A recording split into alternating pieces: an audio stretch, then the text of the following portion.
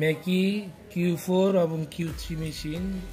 এই মেশিনে আমরা নিডের টেকেলের পজিশন কিভাবে মিলাবো আমরা দেখেন মেশিনটা চালাইলে দেখেন এখন থাকতেছে উপরে, সুতা কাটার পর টেকেলটা ডাউন হয়ে যাচ্ছে, নিচে থাকতেছে। তো এটা প্রোগ্রাম থেকে ঠিক করা যাবে। তো প্রোগ্রাম ঢোকার জন্য আমার এখানে এন্টার বাটন আর এখানে নিডল পজিশনের বাটন, এই দুটো বাটন একসাথে আমার চাপতে হবে।